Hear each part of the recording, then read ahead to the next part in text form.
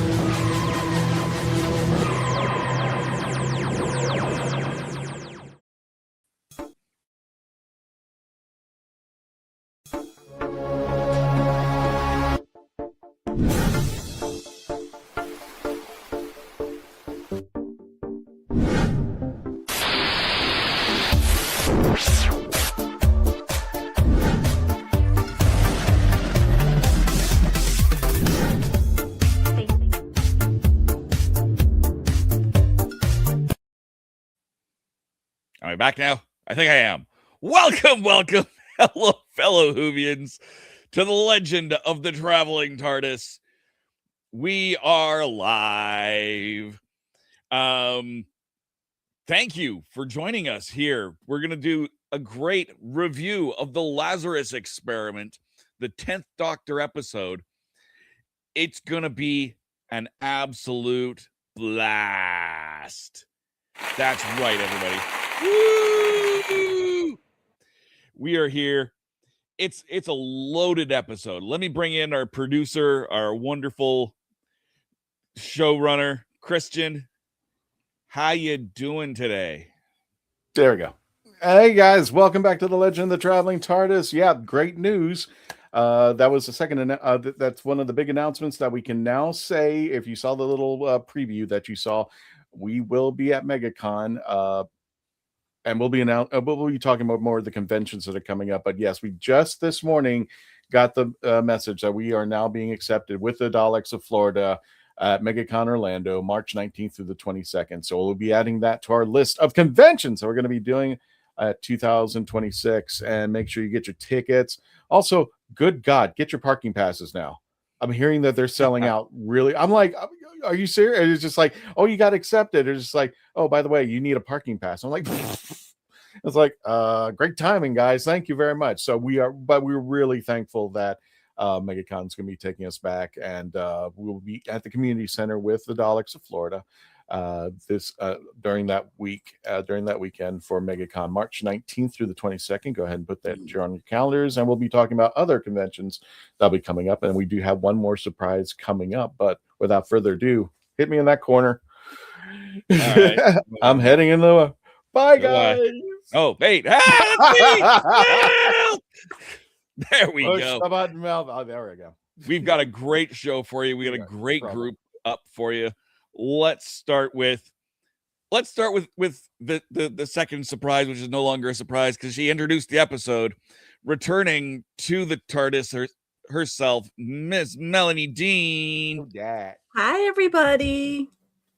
Hey, Melanie. I decided to take a trip around time and space and landed back here. So I'm here, there, and everywhere. I would like to say not a series regular, but a featured guest, perhaps. We'll see. We'll see how.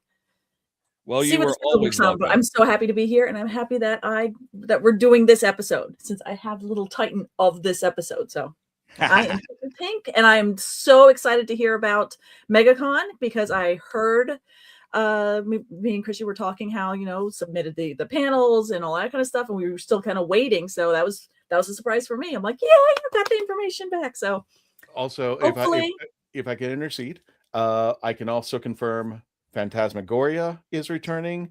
Kitchen Killers is returning. Then they're also going to be doing some cool panels, including the Harry Potter hat.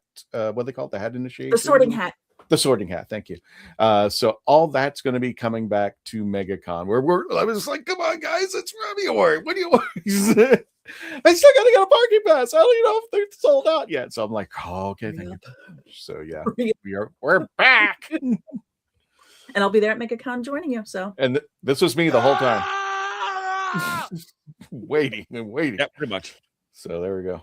That's just Christian on a Tuesday, though. Yeah. That came in this morning. They told us this morning. I'm just like, I mean, the screaming part. yeah, well, yeah, exactly. That's just you on a Tuesday. Typical Tuesday. Exactly. Who else we got in there? Who else we got from the other side of the pond? We've got Candyman. Hey guys, how's it all going? I'm just chilling out. Looking forward to this episode. And welcome back, Melanie. glad to be back. Yay. Excellent. I still can't eat Taylor's orange anything because of you. That's Really? Yeah, no, because of all the candy you gave me that time. I don't like chocolate anymore. You know they've released more stuff as well.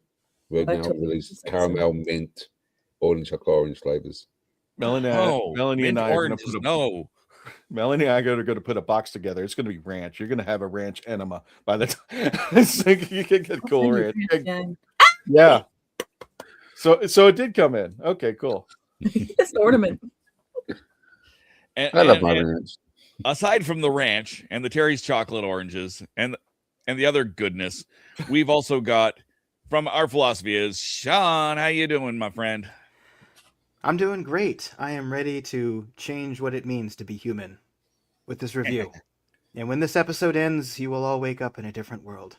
Actually, wait, don't fall asleep during the episode. Watch the whole episode, then go to bed, and then wake up and be in a different world. I'm doing great. You'll be smelling like Mark Gatiss at the end of the episode. There you go. Ooh, that's not a good smell. That doesn't smell like How ranch. would you know? I don't know. Random mutated human, dead human doesn't seem like it would be a great odor. Moving on. Moving on. Spoilers, everybody. Mark Gatiss dies. Spoiler. Is that Mark Gatiss in this episode? Yes. Yes. Yeah. Wait, really? He's Lazarus. He's Wow. Where have I been? Okay. All right. I don't know. I got to change my rating now. No, I'm just kidding. Go ahead. Oh, wow. Okay. And one of our producers for this evening, as well as the panelists, he's going to be taking their chats. We got Tom. Why is Tom smelling his armpits? I don't. What's going on? Smelling a Mark Gatiss. I didn't shower today. I smell like Mark Gatiss. Melody is suddenly regretting her decision. I should next time Christian messages me, he's like, "Hey, can you take a call? I'll go." No. Who the heck is that? Let me tell you how many times I've attempted to do that. I mean, hi. Hi. Hi, Hello Tom. there. Hello there. Hello there. Oh, one thing. I hope you get better soon, Dan, because it's this Oh. freaking weather Oh, that hit us so badly. get better, Dan. It's But, above freezing here.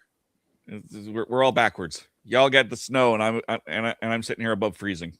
Right? Florida's just like bipolar with the cold weather this time of year. I'm just like, everybody I've known is putting on their Facebook page. They're like, if they have a community fountain or fountain somewhere, they've been taking pictures. It's like all iced up and just like, who's being cruel to Florida this weekend? We had flurries in St. Pete. Oh, good grief. It was awesome. I'm suddenly glad I'm not coming down to MegaCon because this weather will just continue to go all the way through MegaCon, and No, it's not. it'll just hell get no. worse. It is not. No, not till It's been a month later. It'll be minus 40 in Orlando for MegaCon. Wasn't the announcement of Groundhog Day that we're going to have 6 weeks more winter this year? Yeah. But the Earth says something else. The Earth says, no, it's springtime. I just looked at the screen and you guys are literally Brady Bunching it. I did not realize that. Okay. For a full house, to use a different sitcom. I don't know. That's that. Yes. Where are we? Oh, wait, no, wait. There we go. No, we'll not sing the Full House song. That's a terrible plan. Anyway. TV is gone. I wish I could reach down and grab some candy. I'm like, okay. Oh, Back at the ranch. what have we gotten ourselves into today, folks? Oh my goodness. A musical. So why don't we start off with our birthdays and our Who Knew news? Yeah, let's go do that.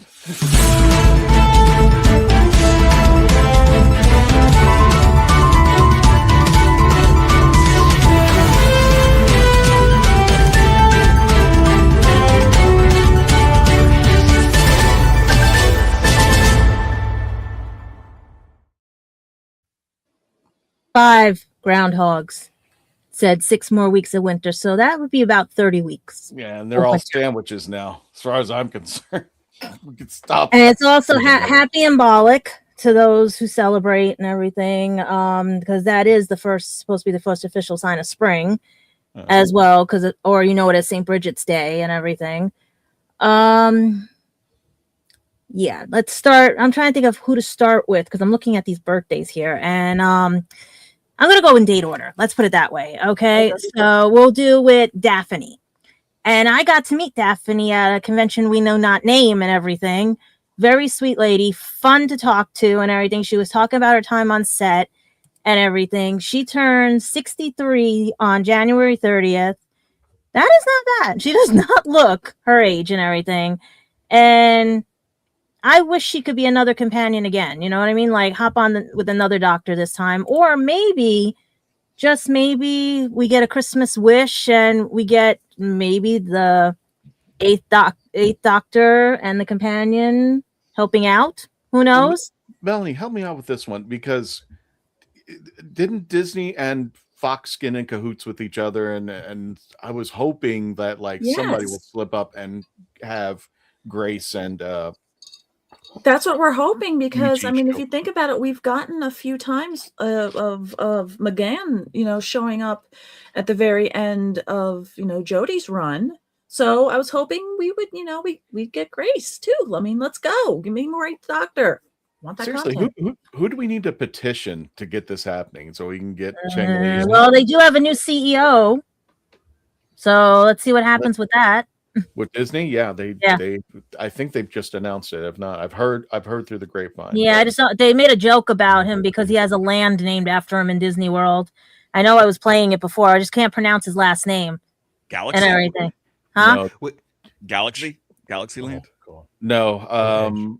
It rhymes with something tomorrow or Yeah, Tomorrowland? it's Joe DeMauro, I believe. Tomorrow, yeah. Oh, Josh Tomorrow? Josh Tomorrow is going to be replaced by Bob Iger. What? Oh, Yeah. I didn't know this. Ooh, No, I haven't there's seen some any- new Yeah, news. I found out, and they just posted it on Instagram and everything. Yep. Oh, they did With the post? Okay. CEO Yeah. yo-yoing, with the way they've been going back and forth with CEOs, I thought for sure it's like, oh, we're just gonna get Bob Chapek back in there, and then Bob Iger, and then Bob Chapek. No, we're done. Yeah. We're No. done with anybody named Bob. We're Okay, done. no more Bobs. Yeah. No more Bobs.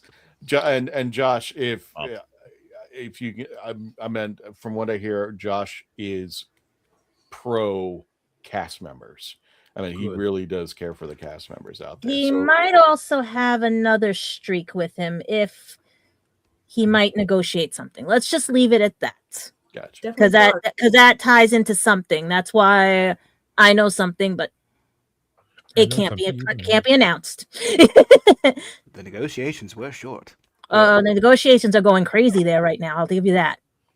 Well, happy birthday, Daphne. Thank you. Mhm. And Happy keep fingers birthday. crossed she gets to I- travel on the TARDIS again. I was pissed because I put a birthday tribute, one of the shorts, on in the Facebook page, and somebody goes, "Who's that?" I was like, Oh no! "Kidding me, right? No, I'm kicking you out. I'm banning you from the site." Well, this So- woman won me my war with my science teacher who felt girls were not allowed to have brains and everything. Elizabeth Sladen, our wonderful Sarah Jane, because if she was allowed to travel with a doctor and use her brain and get out of predicaments, any girl can use their brain and get out of anything, and try to learn about science, math, and everything. Because this was the first, besides Lieutenant Uhura, the first and second females that I knew that traveled with somebody and were considered equals. And especially when you got to watch Sarah Jane Adventures, when she took the reins, that was the best, especially with Mr. Smith. That I always couldn't wait to watch that. Cheers, Jane. But I wish the doctor didn't leave her too far away from her house when he dropped her off. Oh, Aberdeen. Typical But I It's only even, Scotland. bad directions. yeah, but and I even made a little tribute to her when she passed away and everything, and it's on my YouTube channel if you guys want to watch. I was hoping that Sadie would get to see it and everything eventually, because it was like a tribute just to her, because she traveled with them. She was the torch at that point, because it was like she was my first companion to watch, Everybody else was just, either hit by an asteroid or all the other things. Like, he was the one that got her own spin-off, got everything, She got girls interested in science, Science. She blinded me with science. And she would have been her nice 80, I can't believe 80 years 80 old. years old. Yeah, that's I can't, taken way too soon. Yep. This is what happens we have to do more research on cancer and everything else, because there's no way, if she could have been able to fight this, we probably would have had Sarah Jane Adventures part like season 3, 4, 5, all going like crazy, watch the kids grow up and everything. Who knows? Well, I like the idea that originally, if they had kept the Sarah Jane Adventures going, you would have seen more of the companions show up. So I think Ace was staged to be one of the returning companions, and I think there was 4. I think. Yeah, Joe Grant was the first one, and then Ace was going to be next, and unfortunately, she passed. So, but too bad she couldn't regenerate, and that would have continued her show. But then again, you never know. Maybe doctor went back in time, or like they said, she's still traveling with him that one last time before. But they did give us an ending with how they caught the trickster. So if you ever want to catch that one, you can always find it on YouTube and look up Sarah Jane ending and trickster, and you can hear the tribute that everybody did for her, because she was she was really cool and stuff. And thanks to her, like I said, this teacher said girls weren't smart enough, but I proved with her, and to boldly go where no one has gone before, especially when his first appearance I saw him on was Night Court and everything. Brent Spiner of Star Trek, Our Own Data. And right now I'm trying to see what he's up to next, because it would be interesting if he does show up in Academy, Star Trek Academy, because that would be interesting and stuff. But right now he turns, I'm making sure. See, I can't believe this. He's 77. No way. Well, he's an android. This is right. It's true. He is an android. 77 years old. Not bad for everything. Going strong and that. But you did get to see him again in the revival of Night Court, which I'm surprised NBC had to kill off. But it will be going to another network. Oh. It will be streaming. So you guys will be able to pick that up. It's going to be streaming. I'm just saying the last thing he has coming up, because I thought he was going to make another appearance on there, but it showed, Night Court and Lower Decks was his last in 2024 when he reprised his role, and that was it. I think because of the cancellation, I think that's why they haven't been able to cast him back into Night Court, because it was going to be a running gag for Dan and everything.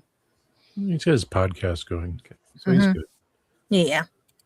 And those of you that have money to burn, we have the link. I sent it to the guys and everything. If you would like to basically buy something from the set of the TARDIS or Doctor Who, because especially they are having Mel's Vespa and helmets on bid. They have 15 days, 14 hours, and 37 minutes to get your own Vespa, orange Vespa.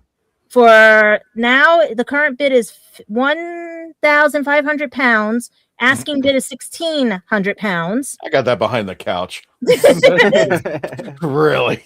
I mean, they even have some of Jodie Whittaker's. They even have a unit vest and jacket. Current bid 225 pounds. Asking bid 250 pounds. 7 bids already in.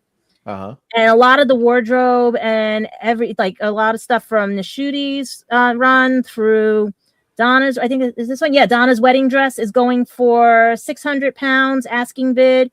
Current bid is 500, and they have 11 bids on that. And they even have Autumn Bride's wedding gown. That one asking for 300 pounds, going for 275 right now. 8 bids on it. I'm trying to find. Oh, here we go. Nishuti's Joy to the World Hero Light Up Sonic Screwdriver. God damn. Current bid is 3,000. 3,000 for that little thing that doesn't make any noise, because Shooty said it does not make any noise. $3,750 current bid, and asking bid is $4,000 with 16 bids, and there's 15 days to go on these. For hero product.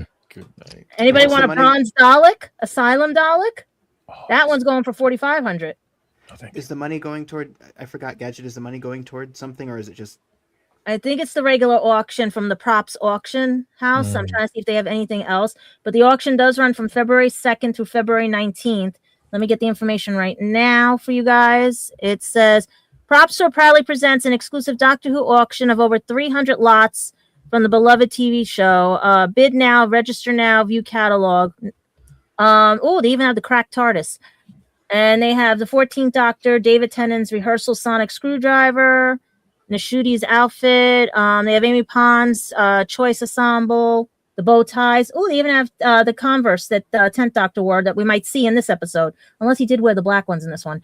Wear the black ones. Is go it with a the charity tuxedo. auction? Is it like a charity auction or just like a regular? Regular auction. This is the prop shop. Okay. They do for Back to the Future. They do for everyone. Oh, But okay. once a year they do for Doctor Who, and this one is mostly the new Who run and everything and stuff, but more so towards New Studio and back. They even have Peter Capaldi's bookshelf, and they have a lot of where they bunch of sweatshirts and everything together. They Interstellar Song Contest, but they're also giving you a chance to win. If you register today, you're eligible to win an exclusive giveaway with an 11th Doctor bow tie and a crew T-shirt from Interstellar Song Contest series. So if you want to register and try to win the contest or anything, but some of the stuff is affordable if you have the pocket change. They even have anti-cyber gun for Clara Oswald. Damn. And then they have Nice. River Song's Alex Kingston's Rain God's costume. Not Well, bad. So, not bad. Some of I'll it. be a Duggadoo and I'll get my money out there. They got Yeah. Jinx Monsoon's Maestro band jacket from the Beatles episode. Oh, Beetle. Yeah, Sean, all the money's going to a woman named Charity. No, it does say further into the homepage on the main page. So where Gadget's looking, it's not here. That's not there. It says that they are supporting BBC's Children in Need. Okay, It does cool. not go in, as far as how much the proceeds is going Right, they there, just- all that kind of stuff. But they do. There is a benefit portion to it. So, So if you guys wanna and everything, like if it's something cheap, I was gonna, but I'm broke and everything. What do you consider cheap on that? The wedding dress, the Autumn wedding dress, because to get a bride's dress for 270 pounds, that's actually cheap because most bride's dresses go for thousands of dollars here in the United States. I need one. My mom, before my mom went went. Let's just put it that way. Went somewhere, but not that somewhere. She used to be a bridal seamstress, so I know how much bridal dresses cost and everything. My grandfather was a tailor, so we know what to charge for these things. And for $275 to get something that's fully ornated and everything, oh yeah, because that's about converting with the pounds to dollar. That's only about maybe $400-$500 for a wedding dress. And that's not. If I'm a new bride, I'd jump on that right now. I wouldn't care where it was from. Not to pay BBC $1,500 for a dress. BBC, if you're listening, if you want to sell me like one of the grains of salt from Wild Blue Yonder, the David, It might be there. They got Misty's door pings on there too for sale. The ones with the needle coming out, they got those for sale on there too. One of the blades of grass from the set, I'll buy that. I got like $5. I'll get Yeah. that. there's so much. Remember, you got to unit pay for shipping stuff. and handling. Oh, I know. that's I was going to say Mark. $55 of shipping. I was telling Mark about the unit stuff because they've got vests, jacket, they got everything. Yeah. Gadget, do we have any more news? Just that I want everybody with this. I'm going to be honest, we are in the wilderness because I just talked to a bunch of people. I just read what Radio Times confirmed what my people have told me. And I even put it in our private chat here because I wanted to clarify again. The BBC confirmed the deal is dead with Disney. It's basically the only thing they're going to do is the Christmas special as far as everything. And it is confirmed that it was only the 26 episodes and the spinoff of Land and Sea, as well as it will be returning to BBC One and BBC iPlayer this Christmas. Okay, so those are confirmations. As for the war between the land and the sea people, everything. Yes, Disney will air it. When, we don't know, but they are strongly suggesting that you do not pirate, bootleg, or any of this at this point right now, because they really don't want you to do this. It was even put in the Radio Kool-Aid. Times episode. I know allegedly some have, but everything, but we are very good here, and we will not break protocol because it could be a cultural thing. They might have to edit something. It could be a thing with terminology. It could be a certain scene that now turned me off of the actual episode and everything and stuff. The way they handled it, because someone let the cat out of the bag on that one, and it wasn't even the show. It was actually BBC itself, and I'm like, nope. We here at the Legend of the Traveling TARDIS do not permit piracy of any kind, but if you do know how to do it, please send that information to Traveling TARDIS 25. Email.com. Do not necessarily. That's supposed to be a British Pirates accent. when it's Amy Pond care. or Sea Devils. Slurp. Because right now, we actually are reviewing an episode that ties into the land and the sea, and you'll get to see the guppy before they became the top fish. And we do have one more. Are we clear with the Who Knew News, or I'll go ahead? Yes, we are. And also, I just want to say one thing. Congratulations on MegaCon. Welcome back, Mel. And also, bear with me, guys. It's been a bad weekend, and I apologize to anyone and everything that's been going on and stuff, but life hits, and it hits hard sometimes and everything. But I just want everybody to know things will get better as long as we work together. Okay. Everything. Thank you, Howard Jones. Thank you, my dear. And I'm just going to add one more thing to the Who Knew News. It is outside the Whoniverse, and thank you. Paying attention. I was excited about seeing this movie because I am a big fan of Markiplier himself, and I was skeptical amongst other people that were like, oh, this is, it's a YouTuber putting out a movie. And I'm going to say this, I'm not going to spill anything as much, but totally worth it. It is longer than I think it should have been. It runs about just a hair over 2 hours. I think they could have cut it down to 90, but all it is Markiplier in a submarine in an ocean full of blood. That's it. But the way he presents himself in the movie, the way that the writers, and he did this on a budget of $3 million. Well, now globally, he's pulled in $21 million. And I think Hollywood has a big lesson to learn off of a guy like Markiplier. You don't need 9 figures to make an incredible movie. I love this movie. I love the game when he was playing it. You can actually go to YouTube and watch him play the actual Iron Lung game, which is the inspiration for the movie. And like I said, this is a movie I would highly recommend you go out and see. It's one of those see it once movies. You don't really need to see it again, but it was a really great movie. You have to sit a little bit tight with it because it does kind of just subside every now and then, but I think they're trying to make it more of a psychological thriller. So, but he does an excellent job, and congratulations to Markiplier. And I'm hoping that other independent creators come out and do the same thing and be inspired by creating movies that don't need a huge budget. You just need talented people, right, Russell T. Davies? That's all I'm saying. Wait, where can we find it, Christian? Didn't he also put out a 3D file on a popcorn bucket for this movie? Yes. Yeah. Okay, then I know who this is. Okay, because that's Two things. So One, much to answer filming. Sean's question, it's in theaters right now at a limited time. So definitely get a chance, go see it. The second one, what you mentioned, Gadget. Yeah. Yes, there is a popcorn bucket for this movie. What you had to do, which this is the ultimate piss me off, you had to pre-order it. It is a 3D printing bucket. You had to pre-order it. They don't sell it in the theaters. You had to get it mailed to you or somehow, and then you bring it into the theater.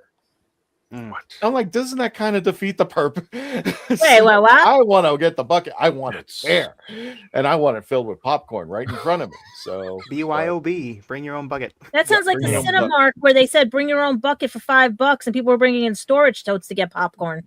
this is regal. So again, I'll go ahead and wrap up the Who Knew News. But congratulations, Markiplier. It was congratulations, Markiplier. And I really do it. So let's go ahead and wrap up the Who Knew News. Here we go.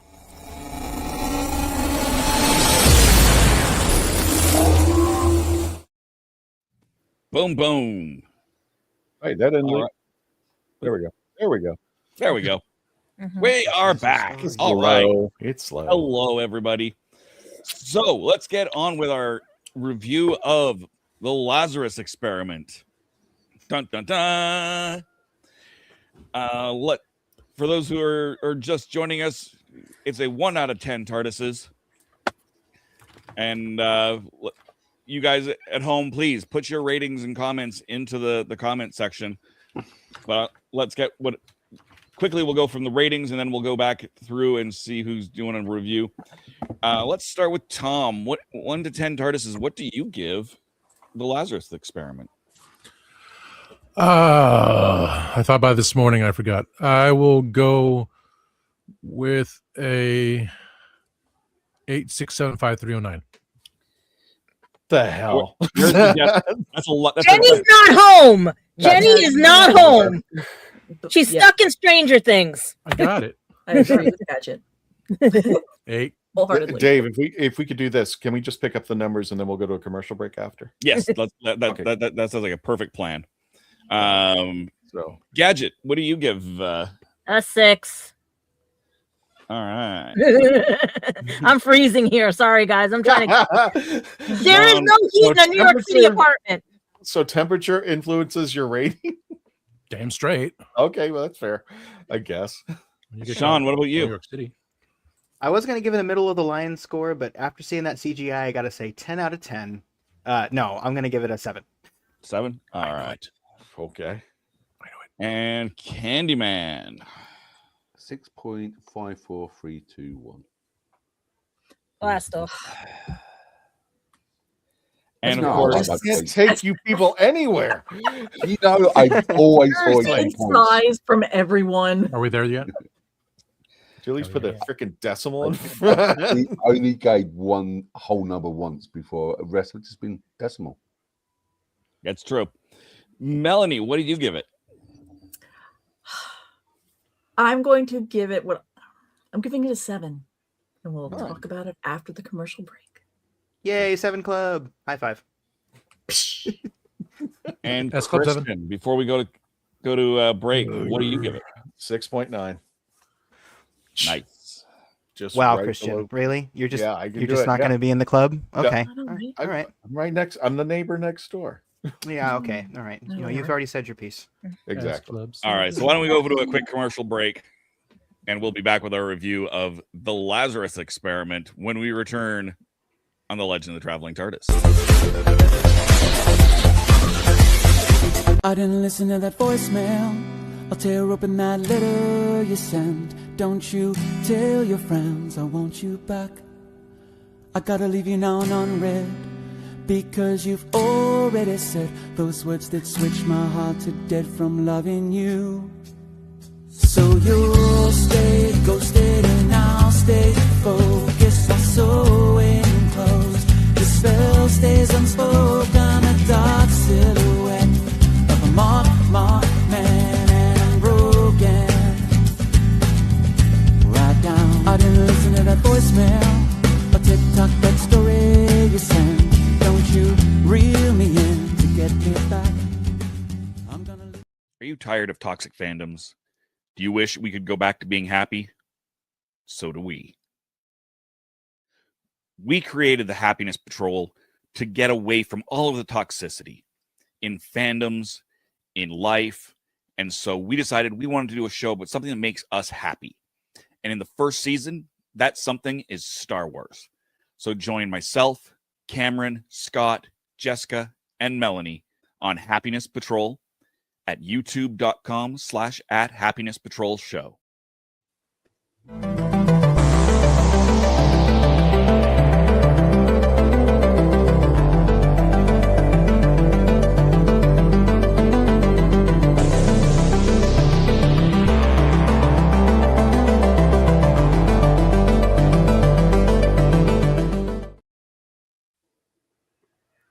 I'm author Mark Muncy, And I'm author Erica Lance. and this is Eerie Travels.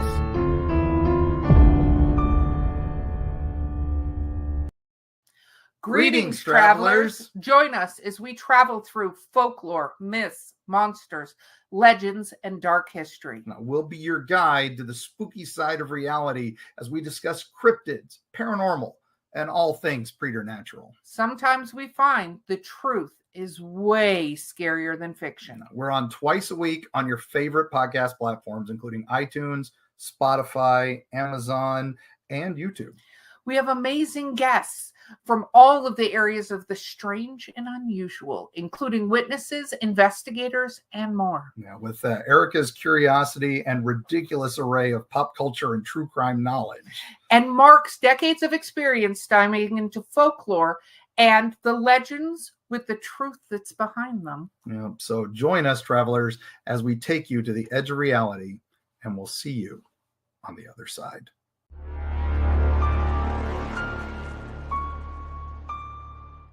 So what's your favorite Western?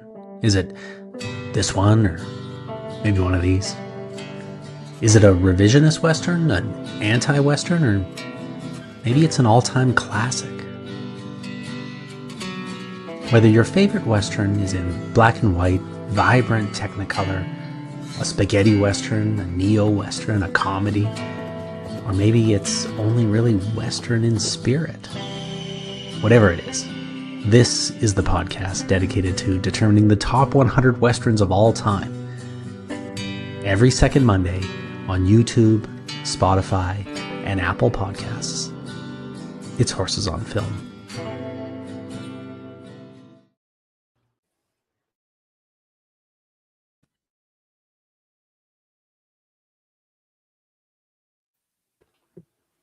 Spoilers! This is Sophie Aldred with The Legend of the Travelling TARDIS.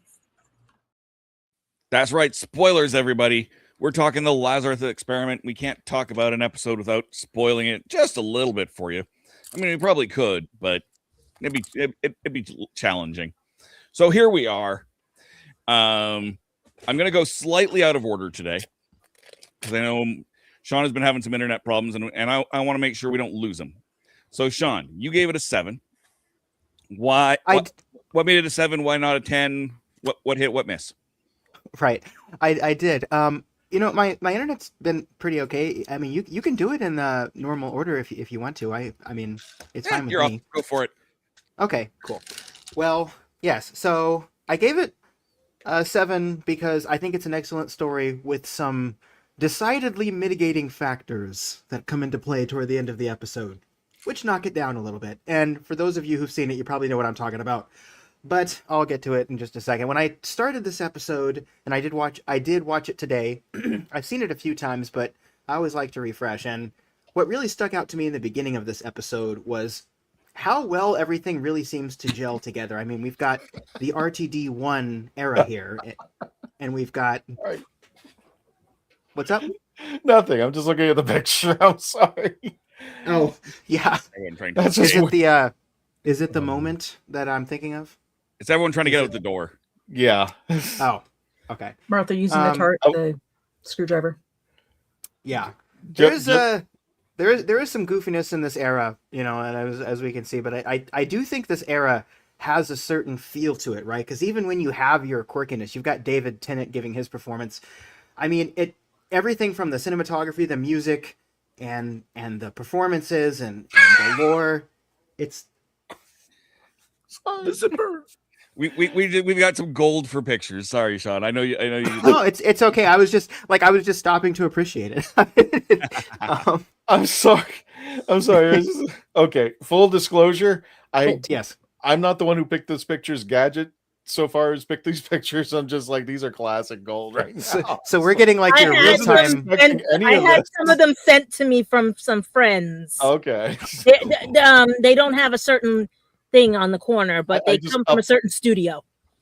I just we're getting Christian's reaction. I didn't even look at them right now. So no, I'm just letting you know they came from a certain studios because these are the ones they can give out because they don't use them. Get it? Fair enough. Sorry. Yeah. Go ahead. Yeah, but they're good. Some are good. Wait till you get to Martha's. Christian, none of us told you this, but this is actually a Christian try not to laugh challenge. That's what this is. Yeah. No. The show? No. Yeah, we're all in on it. But yeah, it does have some goofiness in it, but I think like it all gels together very well, and it made me think of my thoughts in general about the show and its showrunners and where it goes, and I may touch on that later in the show after everyone does their reviews, if I have time, which I might not, which is fine. But anyway, I mean, even we get a goodbye scene, and in Doctor Who, we always know that goodbye scenes aren't really goodbye scenes because the ones we love are never really gone. If it's Stephen Moffat or RTD running the show, really, but it's still framed very well, and it's kind of sad. And we got that great line from David Tennant in the beginning. It's like, did he just say he's going to change what it means to be human? It's a excellent lead into the title sequence. Mm-hmm. And one thing I'd forgotten about is how good Martha's family is in acting. I had kind of forgotten about that. Martha's mom, I think, is perfect in the role in this episode as well. And I love the chemistry of the two of them. I love the interactions they're having at this little soiree, this little scientific showcase they're going to. It's very Spider-Man 2. I just kept saying the power of the sun. I mean, it is very Dr. Octavius. But I can see David Tennant putting into the performance the way that he's kind of going about this, and Martha is pining to have the Doctor's heart, and he is not reciprocating, but the two of them are still really good friends. You can see that very clearly in the performances. Mm-hmm. And I got to say, the first time I saw Mark Gatiss in this role as Lazarus, I immediately said to myself, that's an older guy, and that's a younger guy in makeup. I immediately thought that when I saw that the first time. Oh, yes. But even that is forgivable, because when he comes out of the machine and touches his face and everyone applauds, he is really good in this role of Lazarus. And I think the acting is quite strong in this story. And it's all set up to be just this fantastic, goofy Doctor Who tale. Until we get to the CGI, guys. And I wish I could keep a really high rating for this, but I just can't. I just can't. It seems to me that it always makes me think that a PS2 monster, or maybe even a PS1 monster, is just coming after the Doctor. And I don't understand why they did this, because they could have put Mark Gatiss in just like a rubber suit and had him run around in a giant crab people suit or something like that. You could have had something like that, like the crab people from South Park. It could have been done. And would it have been goofy? Yes, but this is Doctor Who. This is what we do. We do big rubber suits with guys running around in them and chasing people. And it just, as cool as the setup is, I think that's why it's so jarring. And a lot of the time when you have something like this in an episode, people will kind of go back and critique it unfairly, I think. But I mean, the reason people don't talk about this in the same context they talk about Love and Monsters is because it's kind of a Serenga conundrum situation. The 13th Doctor had an episode called the Serenga Conundrum, where there was a monster called the Pating. And everyone is reacting to this monster like it's the most terrifying thing in the world, but it looks like a Stitch plush from the Disney store is chasing everyone. It's so cute. And it is cute, and it takes you out of it. And it's like, it really isn't the actor's fault. I feel kind of bad for the actors in this story as well, because it's like they're probably going through this episode thinking, man, this thing's going to look great. This is going to be so terrifying. And like, they're putting 100% into the performance, but I can't fault them for that at all, because it's just a thing with VFX. And no disrespect to the VFX people, but it really is one of those things where I wish I could just say it's really great aside from the effect, but you can't take yourself away from the effect, I don't think.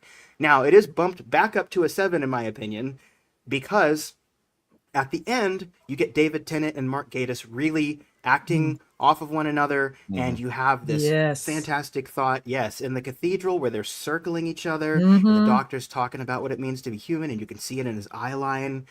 And I understand why everyone who was cast in this episode was, and even down to Martha's family, where you get the little lead in with Harold Saxon. That's a great little tease that you get in this episode right there too. And the misdirect with him going in the ambulance, kind of almost like a Night of the Living Dead type thing, where you come back to the ambulance and everyone's dead inside of it. So I think, I mean, and even I have to also give a shout out to the actress who played his wife, because some of those scenes where he's being so cruel to her are so uncomfortable, especially given what's about to happen and how silly it is.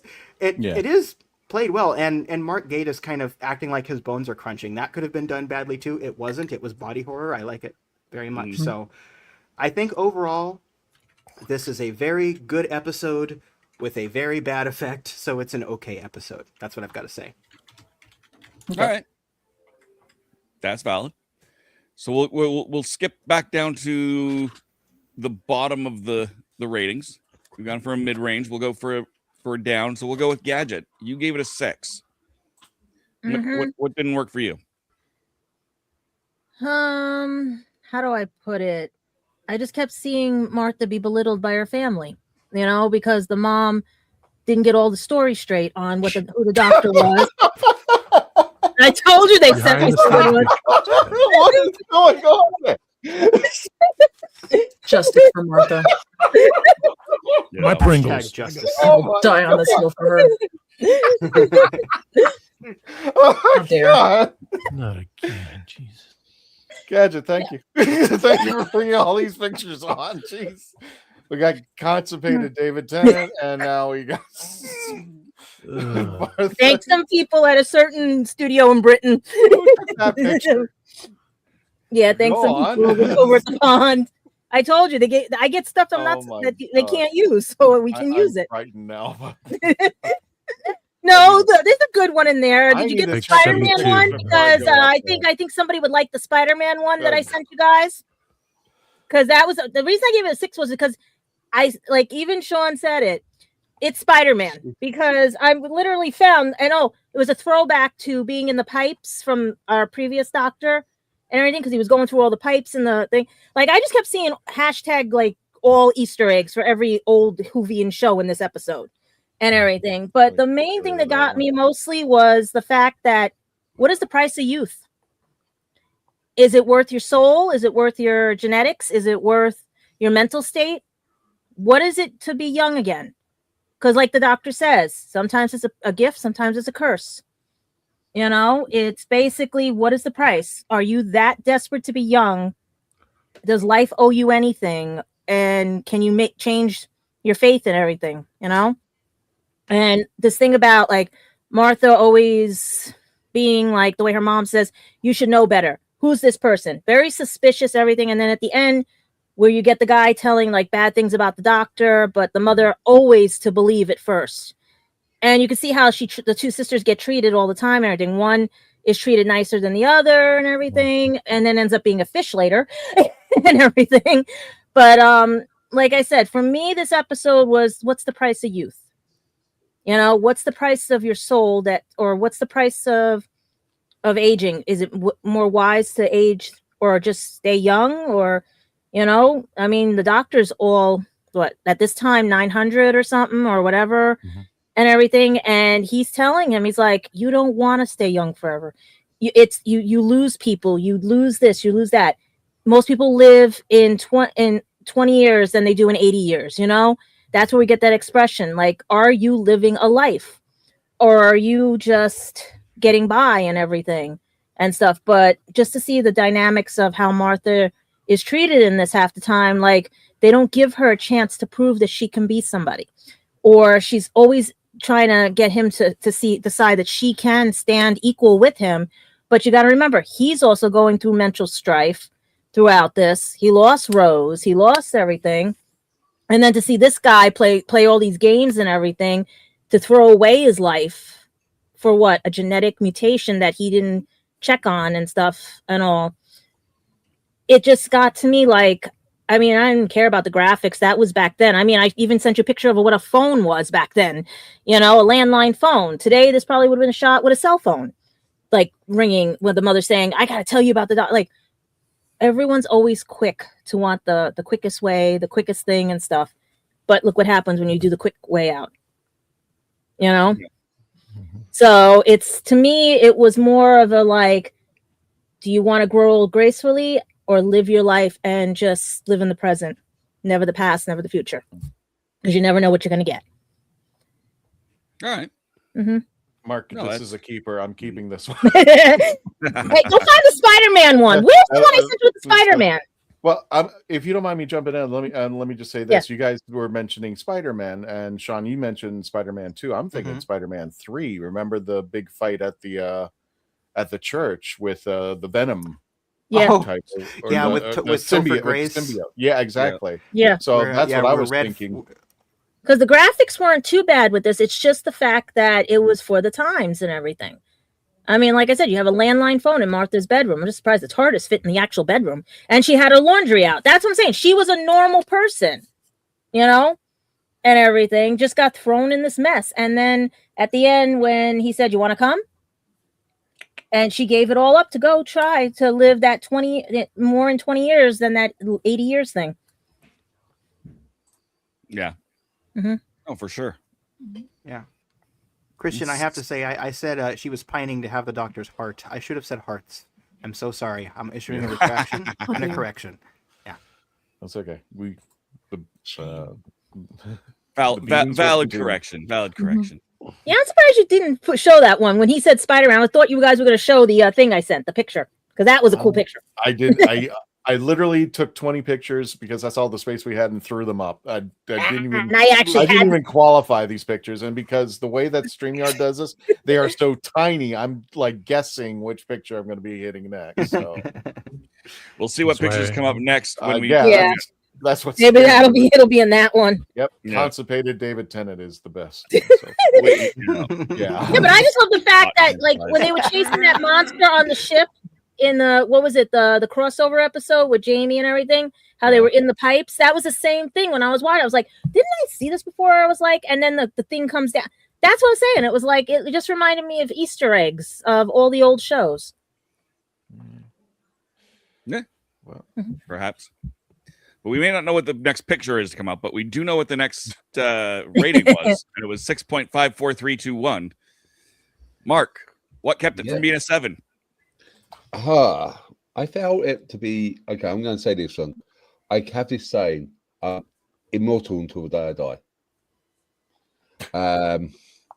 But yeah, no, I found it very, very much like a filler episode, and it's sort of dragged through the first part of it. The special effects of Mark Gatiss as a scorpion sort of thing, it's very, very dated. It does look like something out of the like Resident Evil PlayStation 1 graphics. And I understand where Sean's coming from that one. Is he wearing nail polish? What is that red thing going on in his face? What is that? There's been theories. Okay, go ahead. I'm sorry. You carry on, Christian. I just found it like, apart from the Saxon reference, and it just didn't grab me as other episodes in this season. It's just watchable, and to me, it was just I can understand the concept. That was going on. Guy wants to live forever, but we sort of saw that when he was starting killing people and draining their essence. We already saw that in Smith and Jones, like 3 episodes beforehand. And it's like it was nothing new. It was nothing like it was grabbing me by a thing. Like if they did something like that, this was like he's turning into it. It was like watching The Fly, but Doctor Who's skin. Yep. And I just feel like it wasn't for Mark Gatiss was brilliant acting. David Tennant awesome. Martha was rebound girl as always. Which I feel sorry for her sometimes, but does she do it to herself? Who knows? I do like the bit at the end with the Martha and thing where they're saying goodbyes, and she doesn't understand when the Doctor says okay. That was quite interesting. Like, okay, oh, you're saying goodbye now? No, okay, you can come with me. But on the whole, it was just, to me, I just felt it quite bland. I'm sorry to say that, but an interesting fact. Okay, this is sort of not related to this episode, but it is. My surname or family name got changed in the during the war. Now, I actually was called Lazarus or Lazarus. So, if it wasn't the war, I might have been the Candyman Lazarus, which is quite interesting. But yeah, that's why I rate it 6.54321. It was like just going down, downhill. I believe what everyone was saying is correct. It just didn't gel for me. I don't know why, but I think it's one of the weakest episodes of the season. Mm-hmm. There's a lot better ones like Family of Blood, which is a completely different. If you compare Family of Blood, which we probably might do in a couple of weeks' time, and compared to this, it's night and day, basically. Mm-hmm. All right. No, we got some good, some good consensus going on, and some good opinions. I'm liking what I'm hearing so far. I'm excited to hear what Melanie has to say. Melanie, welcome back. What you gave it a 7? Yes. I could just say ditto to what Sean said and move on. Because he hit all the points I was going to say. So how dare? Sorry. No, and honestly, so did Mark. One thing I thought about this episode was it's called the Lazarus experiment. Your main character is named Lazarus.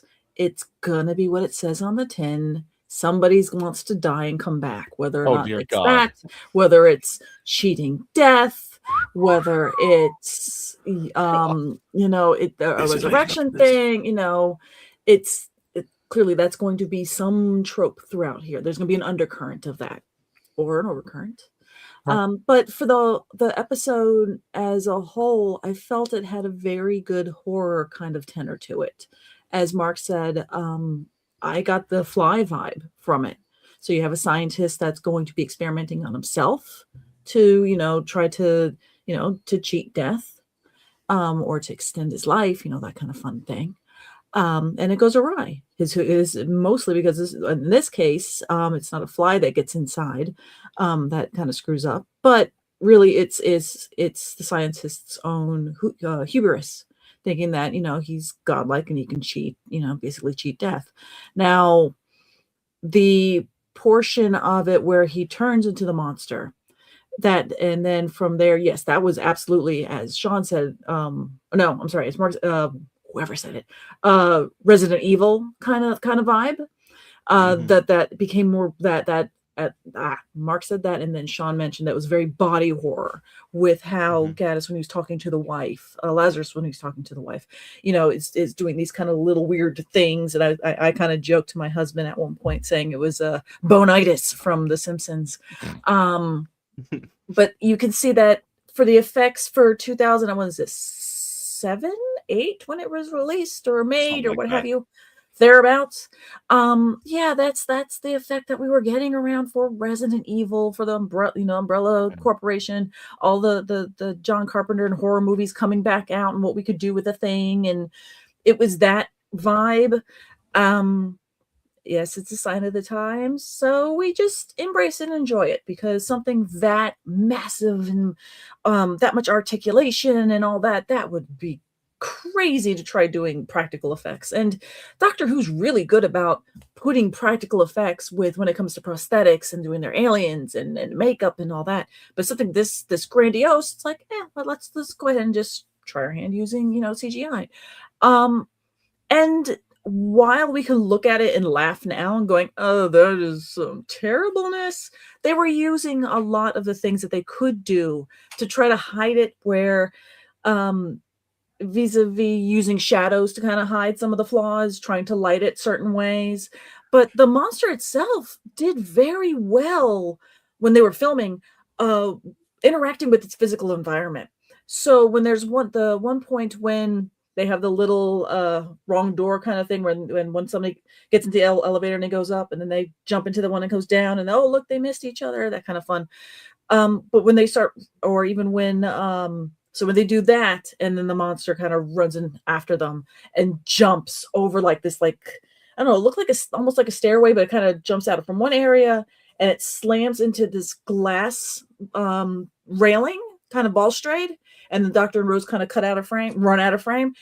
It really did well. So it really did well with the physical area where they were filming, considering that the CGI monster is, So that was actually really well applied.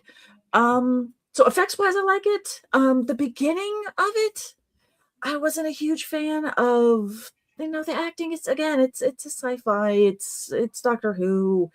It is again a television show. We feign reality, and we're just going to escape into this little world. But man, when the ambulance happens, when he takes the body, puts it on the ambulance, they take off, and then it crashes.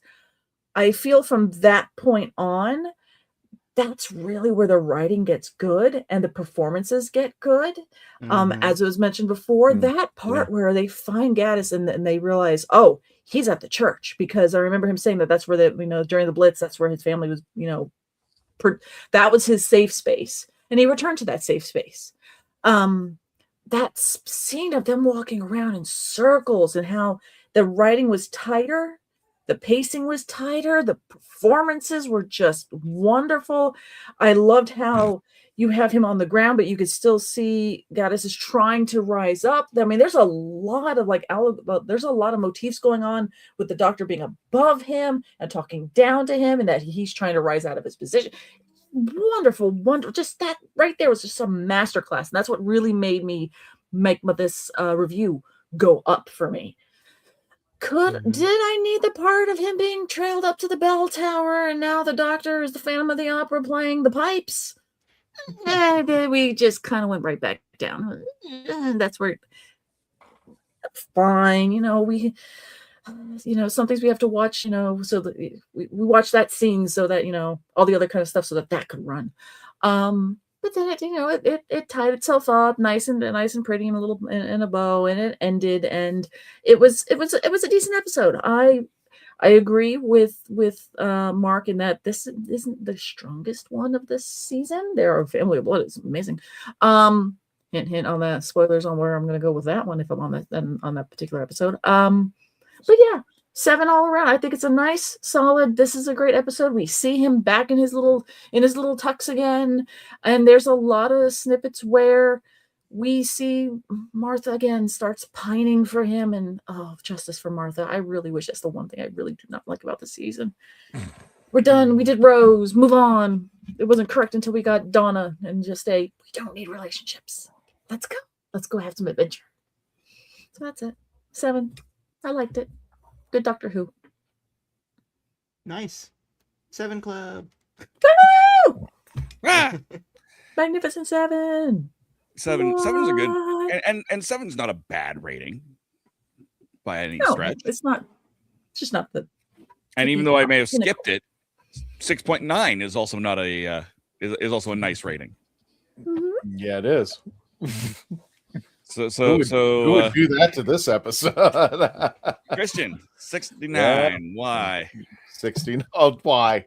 Why would you say 6.9? Oh, sorry. I'm just going to leave this picture up the whole time. I'm there you go. All right. Whatever. I thought we were going to blur it. Well, everybody, like Melanie said, everybody pretty much took my stuff. So I don't know where, but there were some things that I caught. Being from Classic Who, like Tom and Mark, I was thinking there was a bit of an influence from the 5 Doctors, because Rassilon was the one who was looking for Time Lords who wanted to looking to be forever, keep on regenerating, and Rassilon set up that trap for everybody who wanted to live forever, in the 5 Doctors. Okay, what was it? For those who win, or something like that. To lose is to win, and he who wins shall lose. I thought that was an influence, and I think when the Doctor is talking to Lazarus, I think he gets that influence from that, and that's just my opinion, because that's how it works in there. Because the Doctor knew that immortality was a curse, not a blessing, and he brings that into when he's having his discussions with Lazarus. As far as the CGI, yeah, it was for its time, and unfortunately it dates the episode, which makes me drop the rating a lot on that.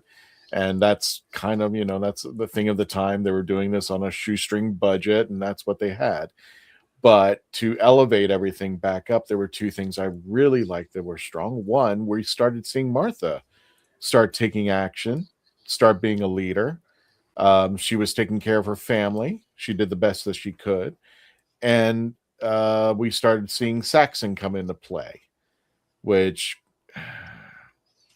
I don't know if it gave it any strength or anything. I think it was just thrown in there because we had to get to the big reveal at the end eventually. And unfortunately, Martha's family was going to suffer because of that. Spoilers. But the thing about this episode also was it was predictable. I mean, you could have probably figured it out within the first 10 minutes what was going to happen. And the weird thing is the sister who came in, she didn't like Lazarus when she was older, but then all of a sudden he got younger and started flirting with her, and it's just like, I was going to snog him. So what does that say about the sister? I don't know. Yeah. Don't go there. Do not go there. Don't. No. Yeah, no. she's a little fishy. I know she's fish. Mm. Oh, Tasty. God, really? Okay, and the show has hit a new low. So I think the other thing about the biggest strength that I loved the most was Gatus and Tennant having, that walk around that they were mentioning. Their verbal, I could see why people, I think at that time, if I'm not mistaken, Melanie, they were talking about Gatus being the new master. He would have made a great master. Mm-hmm. So I think this, and you can see that dynamic in the two of them, and it was actually what made it more interesting. And I don't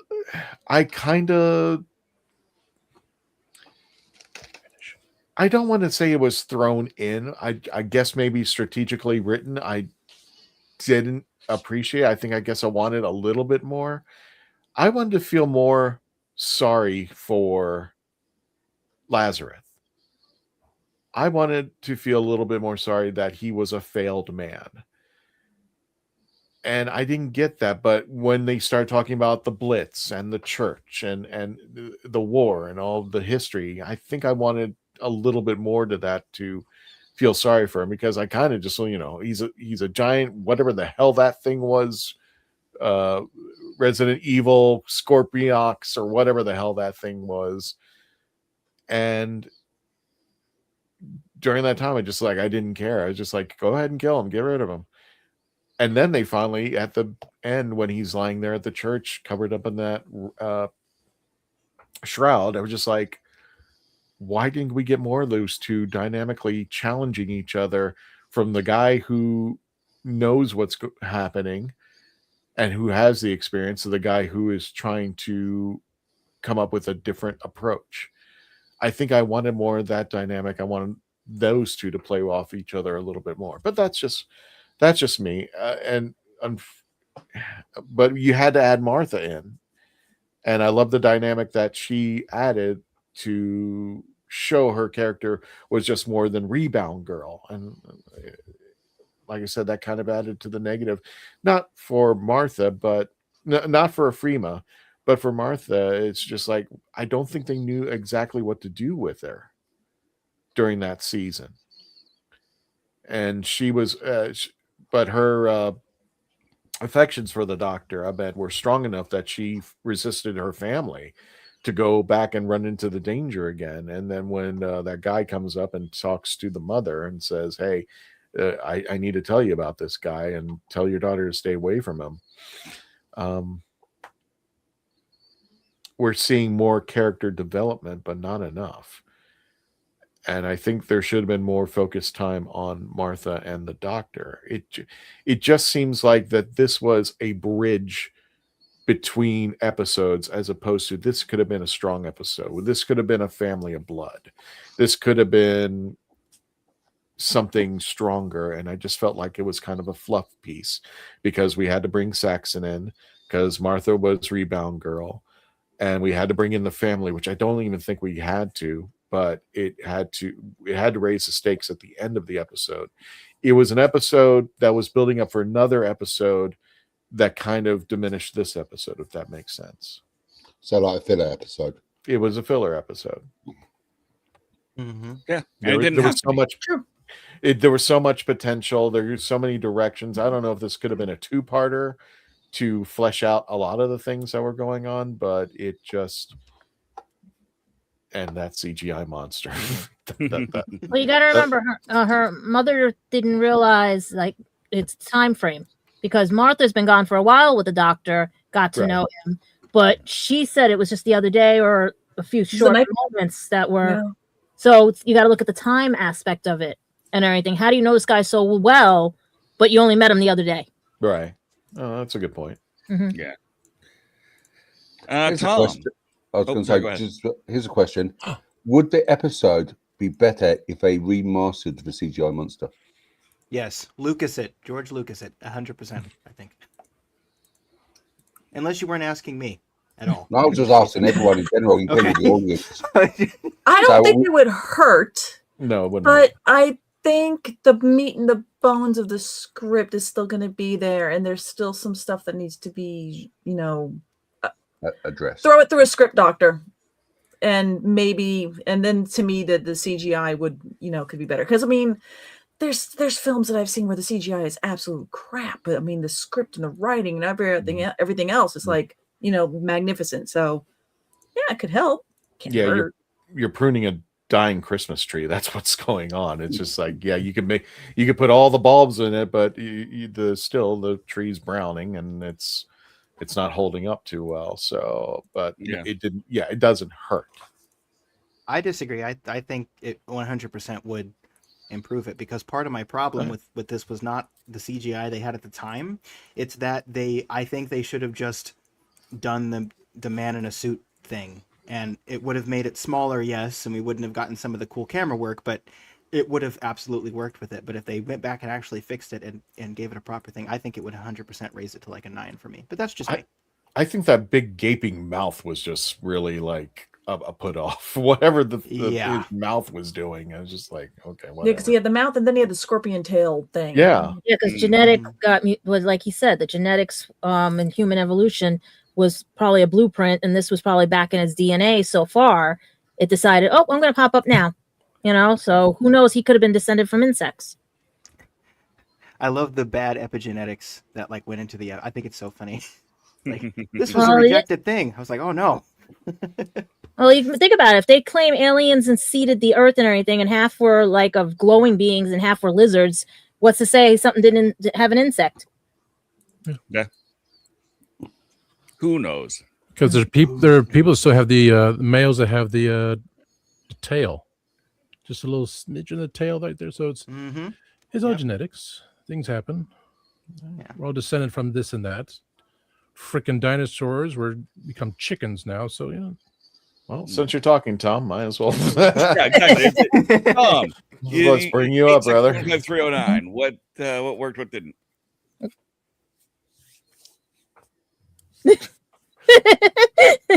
You're killing me. Well, Tom has no opinion. And there you go. Let's look at a photo. Jeez. That's just really. He's got like the predator thing going on the bottom. See, he's got those little extra mandibles. Yeah. The tongue. It just doesn't work. And then you got the tail. It's just like he's scaring people with the mouth, and then he grabs the tail out. And it's just well, I thought you were going to swallow people, if you're going to open your mouth that big. But Tom, go ahead. That's the whole point with CGIs and everything else. They're trying to say, make this horrible from the Lazarus pit. From the pit. They made it horrible. Yeah. It's the idea of, with Ra's al Ghul, I went to the Lazarus pit, so I bring myself back to life. All these concepts of the flies, so you can enter this and become something new. So it's just, what can we do to make it different? So would you please take the picture down? I'm trying to not look at this thing. That's an even worse picture. Oh, wait, it's Tom. That's no. Kind of wish my butt is better. I just want to let you know we blame Gadget for this bouquet of pictures. We can't see those tiny little pictures. That's why I don't Love do you, Gadget. Don't blame. We applaud this madness. This is awesome, Gadget, and don't you dare listen to them. I want. You're going to do all the pictures now. I'm sorry.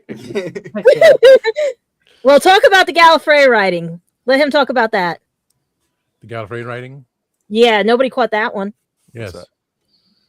Because I still say it's Bad Wolf. He has to find that picture somewhere with all the pictures that if he did post it, or rather, I can't even tell this tiny little phone thing, which seems to be getting a lot more people watching. There was a big giant. With that sticker? Excuse me.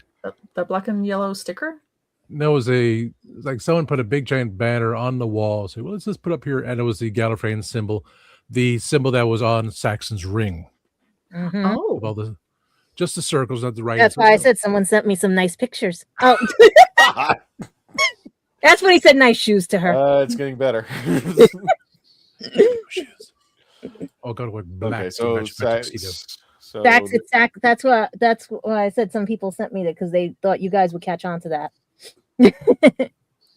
Unfortunately, I don't think I have it on here. So keep going, Tom.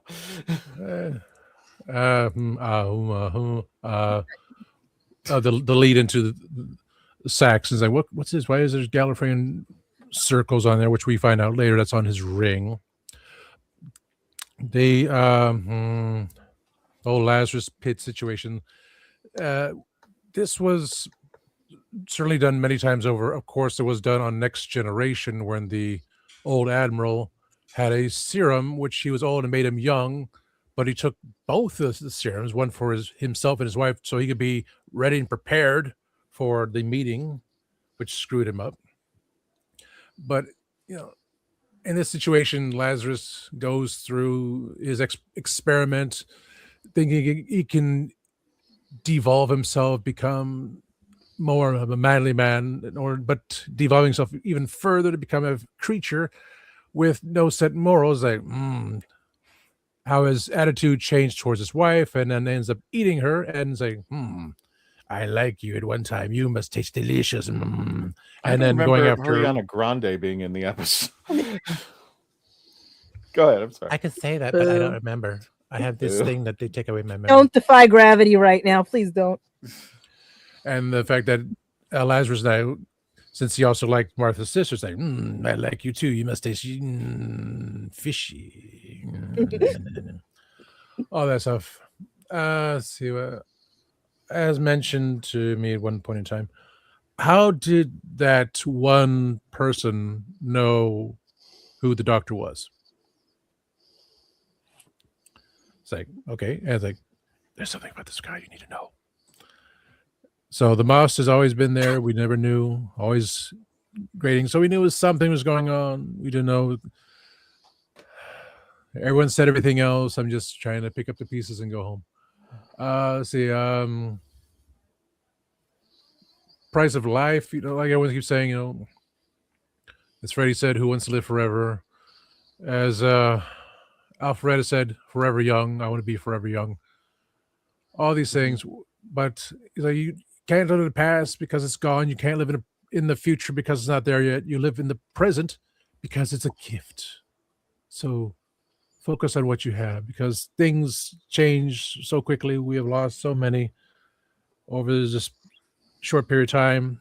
They thought, okay, they're just going to continue on, live forever. We had no problems, but things occur.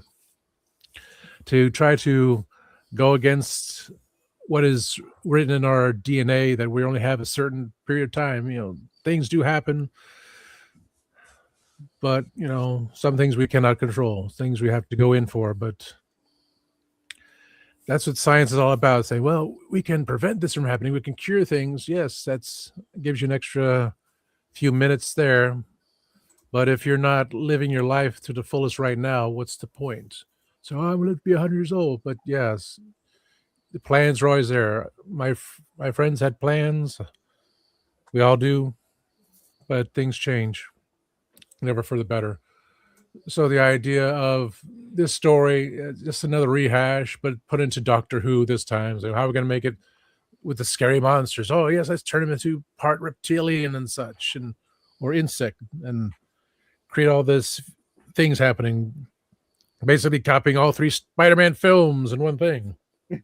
Hello, pizza. And, but it was like, what are we going to do? We're you wouldn't run out of ideas. You think you go back and say, what about this? How are we going to twist this? Oh, look, Spider-Man is probably most likely on at the same time. So that gave some ideas as well. Not consciously, but okay, we're going to just borrow this and pretend it didn't really happen. So everyone else has said everything and waiting for Dave to say something because I'm just going to let you go. Point about everything and like, okay, when it comes down towards the end. Connors too, from Spider-Man too. Yeah, because remember he was turned into the alligator? Oh, yes. Yeah, Dr. Connors. Doc Connors, the lizard. So we have all these bits and pieces from Spider-Man, either reading the comics or watching the Raimi films. But, there's only so much you can do. There's only so many things that are repeated constantly, people rewriting things, changing things over. So, they had to put in something like this. That thing with Saxon, was he really funding it too? Even though he claimed Lazarus was he funding it? Of course, it had to be his experiment.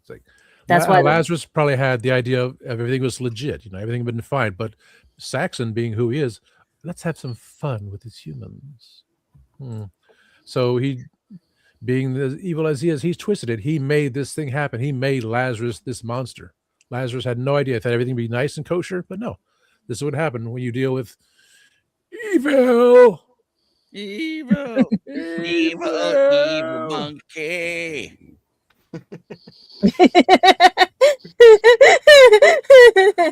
Bubbles. Yes, Professor. So yeah, anything. If Saxon was involved, he has his fingerprints all over it. That's why that 1%. Oh yes, this guy's the doctor. You need to find the tape on him.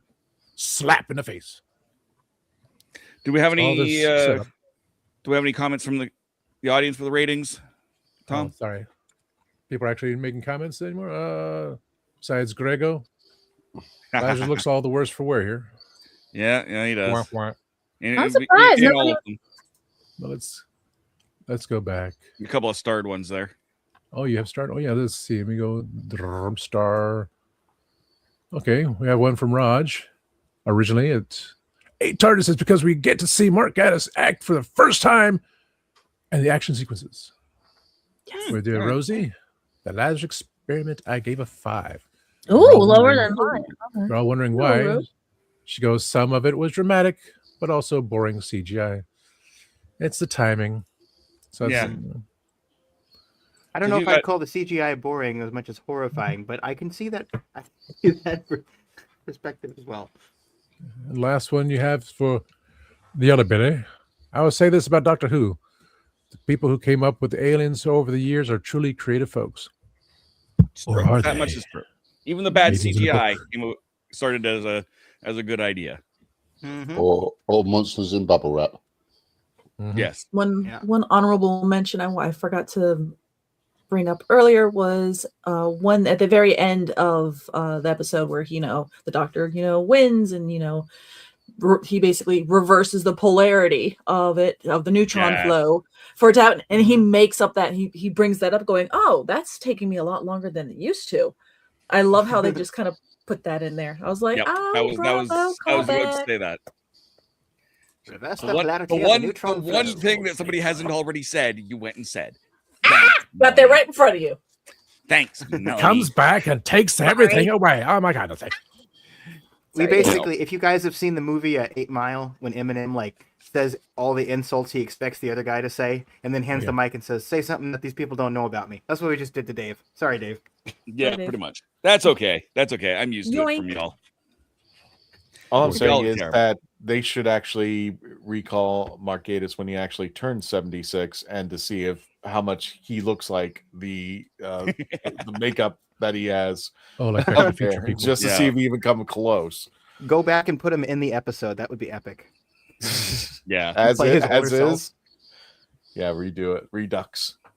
Yeah. I gotta say, that is one of the few things I really didn't like about it is that old man makeup. And that is something that Doctor Who and really all TV from that general vicinity of, that tried to did so badly. They made people look like they were 800 years old when they're like 70. And it's like, oh, come on now. I get it. When these people were younger, people in their 40s looked like they were in their 60s, like the Golden Girls.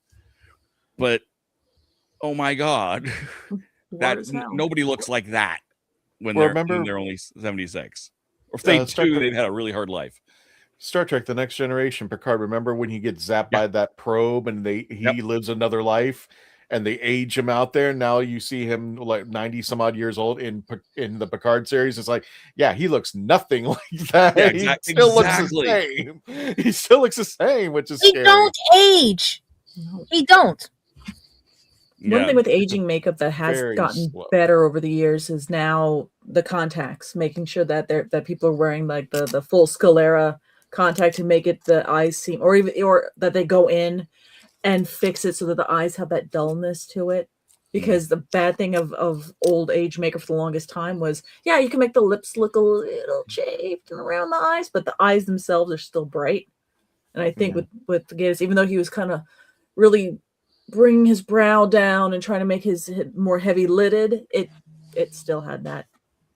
You're young, I could see it in your little eyeballs.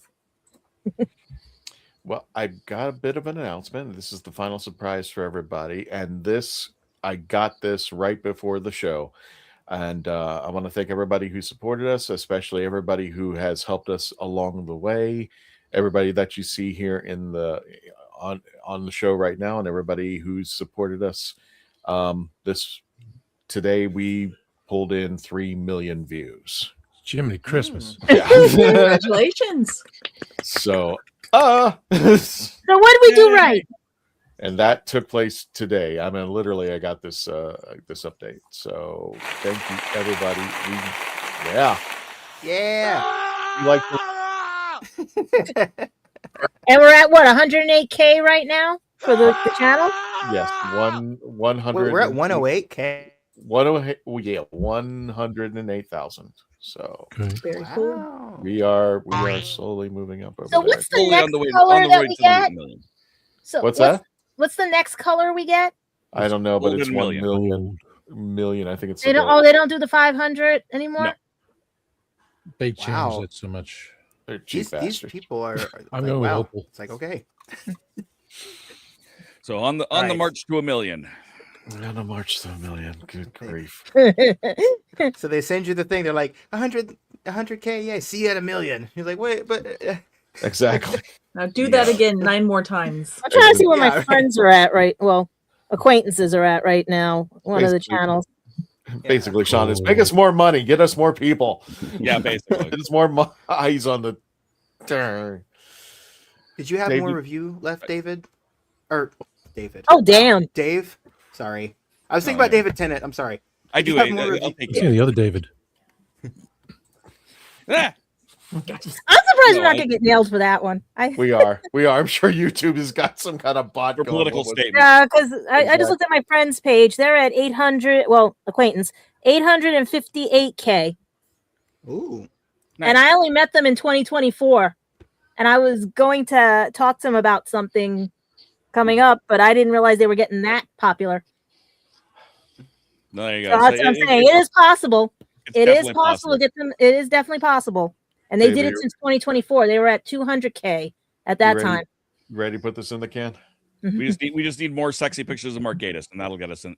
I'm sure Gadget can find them for us. I am very sure.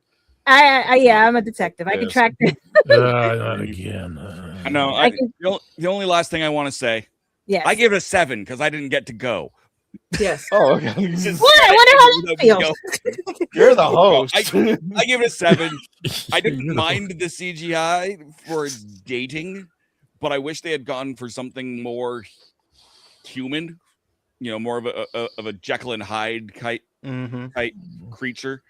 I think they could have done almost everything they did with that, but had it look a little bit more realistic. Even if they still full CGI'd it, it still would have looked more realistic than that scorpion thing. I loved the reverse the polarity throwback. Loved the throw to what we will find out in a few episodes about Harold Saxon. I won't throw that spoiler on who Harold Saxon is out just in case we've got someone who doesn't know. You'll find out very soon. Awesome. That was important.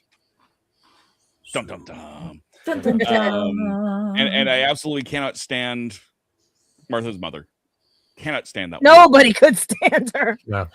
So Heck, yeah, Archie. I'll keep it short because everyone has said everything that I had to say, really. So there we go. She talks a lot about you. What'd she say? Stuff. Stuff. Oh my god, I laughed so hard I forgot about that. When he's like, stuff. Stuff. Things. Yeah. Yeah. What are you two doing? Stuff. Stuff. Yeah. That was perfect. I did also like the big wind-up slaps, like always the mothers. Yeah. It's a Yeah, little kind of like throwback to Jackie. it's like Jack Sparrow. I'm not sure I deserve that. You know? Yeah. I'm beginning to think that that's what RTD does. He makes a companion, and then he makes them have to bring in the mother. That's Rose had the mother. we're Yeah. 4 for 4 now. Yeah. Yeah, No, I So mean, even Ruby Jackie- Sunday, we had a mother and a grandmother. But Yeah. they loved the doctor, Oh, he's though. rich. That was the Well, difference. we had Amy Pond. They brought in the daughter. So that one. And Donna had the we had them. grandfather because the father passed. And her mother.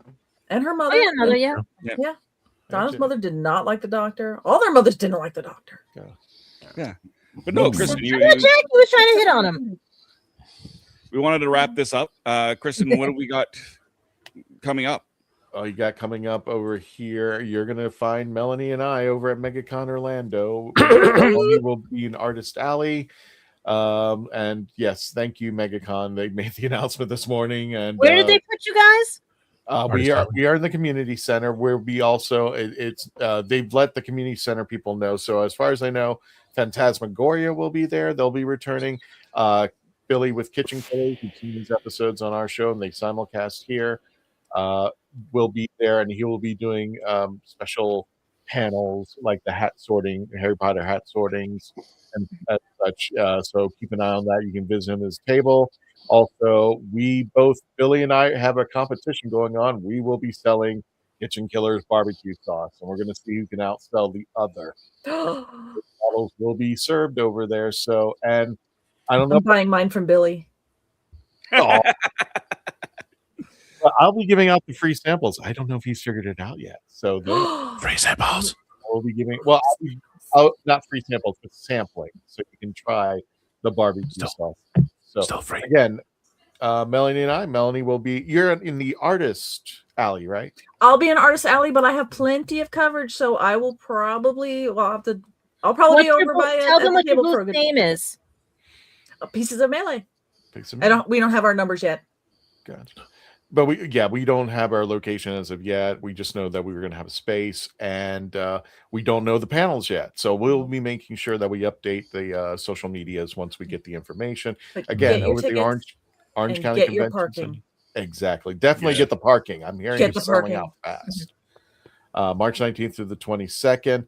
Later on, we'll be returning to Space Coast Comic Con June 20th to the 21st. And if I remember correctly, somebody cleared out the teleprompter, so all the information that I had. Oh no, I'm sorry. Did you clear out the teleprompter? I killed off the teleprompter thing. Oh, you're killing me. Oh, I'm teleprompter. sorry.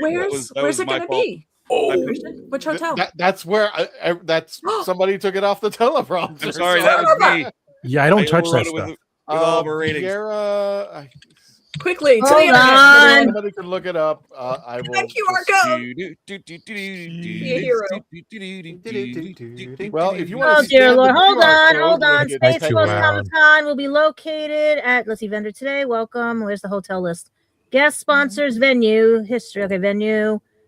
This is when you type fast. It will be at Melbourne. Play Melbourne, City of Melbourne. What hotel? Come on, tell me the hotel. Because it's got the picture of the hotel here. It's Held in Melbourne, Florida at the Wickman Park Community Center. There you go. 2815 Leisure Way, Melbourne, Florida, 32935. God, the dyslexia didn't kick in. Thank God. God. Or you can just scan the QR code and get your tickets information on that. But it will be. Here, at let's put in the community private center chat for you June guys. 20th You to can copy 21st. and paste. Now, keep in mind, MegaCon, we will be joined with the Daleks of Florida. All of them. They will be there with their traveling TARDIS. Space Coast Comic Con, we're not sure as of yet if they will be joining us. If it will be Dalek Hal. but definitely the Daleks will be returning with us. Ancient City Con, September 25th through the 27th at the World Golf Village Renaissance Resort. It's a beautiful resort. If you're staying on the premises, it is gorgeous. They got a hot tub and everything. And It's an awesome convention. We were honored to be one of the first ones that Max, who runs the convention, he came up to us and said, yeah, come back next year. So we were very excited to be interested. We'll be coming back for September 25th to 27th at Ancient City Con, located in St. Augustine, Florida. Get your tickets now as well. Make sure you get your hotels, because that hotel does sell out very fast. So also, I got a lot of stuff going on in here. You're getting too popular. Well, no, Tom, did you have something to say about Spill the Geek Tea or something? Because I see some stuff in here. Oh yeah, because this Sunday on Spill the Geek Tea, we're gonna do part 2 of Outside the Hooniverse. This is all with Gadget. I decided part 3 is gonna be week after, so the rest of the crew can have our time to do it. But this one is specifically for Gadget to talk about everything that she could not talk about last week. Took me till this morning to figure it out. I should have done it. So it actually is a tie-in to our sister show. Isn't that interesting? Yeah. So part 1 was here, part 2 and part 3 are over there. This is for Gadget. She will host Spill the Geek Tea episode. I will produce. So this will lead into her other shows. So I figured that'd be perfect. And he surprised me with it this morning. I surprised myself thinking about it. What is this? Yeah, I think it's part 3. I think that's part 3. I find my pictures that my co-host, moderator, and friend Kenzo's Creations took from my Satanized video. Actually, that's not part 3. That's for the AI video. That's for the AI episode we're coming up with. All right. Well, does anybody have any closing stuff before we go ahead and wrap up everything? I had one thing I wanted to say earlier, but if we were absolutely out of time, I'll just wait. Give it up, Sean, real fast. Yeah, well, I was just gonna say when I watched this episode, it was just it reminded me of the era of this show, and how nowadays we're kind of recycling and putting the same stuff back in. I've recently been watching the show Starfleet Academy from Star Trek, and it is a more casual show, but they are very much going in a different direction, and some people aren't going to be happy, but I think it puts the motion in place for some better things to follow. And I think in Doctor Who we need a reset. We don't need to be trying to find a way to recapture Russell T Davis's energy. We need to try to find the next Russell T Davis. That's what I got from this episode too. There you go. Cool. All right. Well, let me do the little round robin thing. Dave Chapman, you can find him on youtube.com/theratHole.ca. You can also see him on Horses on Film, as well as Happiness Patrol. Don't forget to get Spill the Geek Tea with upcoming episode with Gadget, Tom, and Mark. Our philosophy is you can catch Sean over there on his YouTube channel and Melanie on her Instagram at Pieces of Melee. So I think I got everybody, because we're going to go ahead and wrap it up there. So many banners. Did I miss something? Oh, we're just throwing the banners up now. Looks like it. Sorry there. I don't know which So, way to look, because it's either mobile or it's YouTube. So it's like, without further ado, let's go ahead and wrap it up. Melanie, since you're back, if you could have the honors of leading this one out there, we always say goodnight to Simon as the last thing, and everybody in the chats, if you could go ahead and say goodnight to Simon, we'll go ahead and wrap it up. Everyone, tell them goodnight, Simon. Melanie, go ahead and lead us out. I don't know what to say. Just good night, Simon, and I miss you so. Good night, so, Simon. so. Oh yeah. Good night, Simon. I miss you so intrinsically much. Good night, Simon. Night, Simon. Good night, Simon. All right, Tony, take us out.